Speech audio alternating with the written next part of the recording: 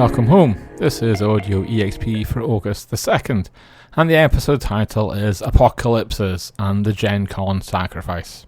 In the last podcast, we covered White Wolf's rebuilding their game studio, listing core jobs that still need to be filled, and noting the high-profile requirement that applicants could work with AI.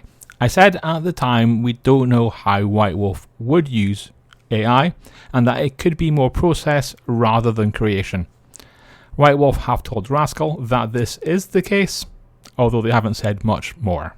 Infinite Reimagination won the RPG Publisher Spotlight this month. Congratulations. They don't know yet. I only just found out at midnight when I got home from day one of the Edinburgh Festival season with about a half dozen articles to write. It was a bit of a hurry.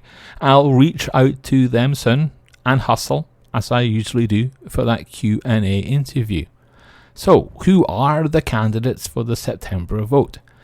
Podcast patrons can vote for any one of the following: New Low Games, Yum DM, Grim Press, DMing the World Press, and the Dice Geeks.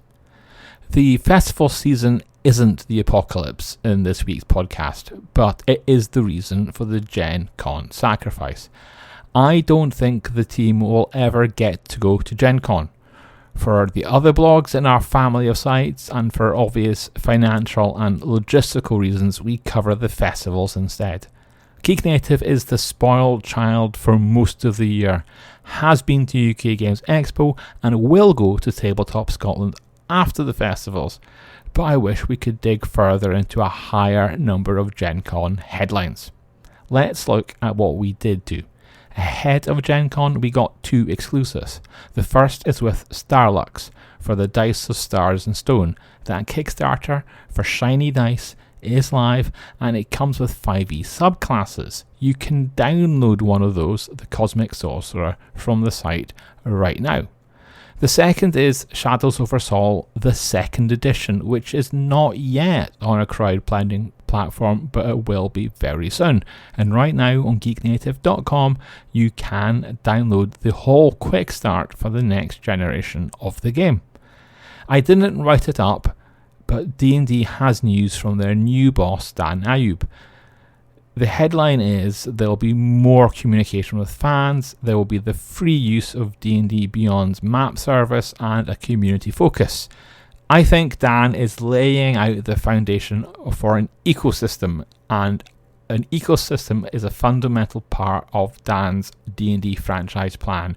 Gen Con hasn't finished yet, but for me, I think the biggest news is the launch of Monty Cook Games' Cypher System 2E, except they seem to have dropped the system and are just calling it Cypher.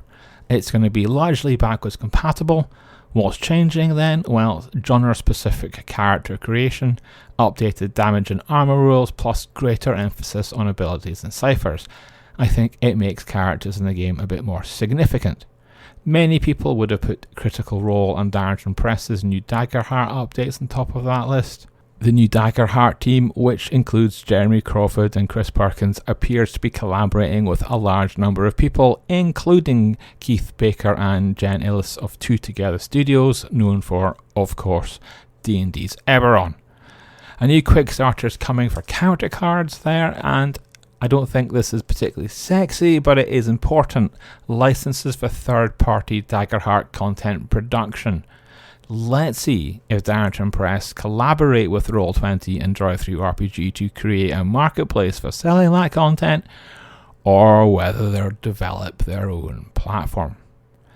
In other news, Dynamite has announced an official ThunderCats 5e TTRPG, and Artron Games is bringing Lex Arcana to 5e. Lex Arcana is a big TTRPG in Italy and is set in a magical world where the Roman Empire never fell. Some exciting news, I think, is that the collaboration between Two Little Mice and Freely Publishing seems to be doing well, and that the companies will work together on Twilight Sword. This will be a TTRPG inspired by JRPGs, and I think it could speak to a whole generation. I don't think there's an official Zelda TTRPG. Outside of Gen Con, there has been a small apocalypse. Tech site The Verge coined the phrase Agegate Apocalypse to describe the rollout of new laws on technology in the UK, which force certain internet platforms to check the ages of people before allowing access to content. And for some reason, payment providers, companies like Visa and American Express, the same time to go on an offensive. The two things might be related. However, it meant sites like Steam and itch.io and others suddenly found they could either try doing without money or block some content. Itch blocked access, and British TTRPG publisher Soul Muppet found that included their tabletop games. It's fixed now. Madly, Soul Muppet simply dropped a tag that described one of their games, Paint the Town Red, as mature, and Itch's systems let them back in. Surely that's not the intended way the lore in the UK is supposed to work. It doesn't feel as if it's been thought out very well.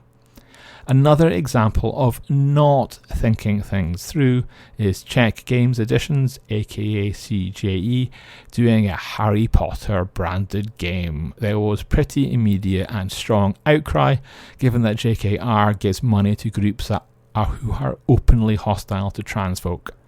CGE has now finally admitted they've contributed to harm, but we'll have to see what happens next. Also in the UK, Games Workshop is making news because they can't build a car park where they would like, because a small, cute and protected bat species got there first. It's been presented as a quirky twist to a company that's otherwise making loads of money despite tariffs. However, not getting the same attention is a recent wave of attack lawyers coming from Games Workshop for LARPers and cosplayers who have been working with Warhammer-inspired costumes and getting a bit too big. They're making money. Games Workshop is very protective, and we are getting closer to their own screen projects launching, and they are doing more with official merch. In bundles, there are two from the bundle of holding. The first is Apocalypse Infernal bundle, which are 5e rules from the two Little Mice team, although they're being sold via Archeron Games. And lastly, there's a fiction and magazine bundle from Catalyst Games Lab for Battletech Shrapnel 2. Audio EXP will skip a week, as Bronwyn and I will be in full festival coverage mode.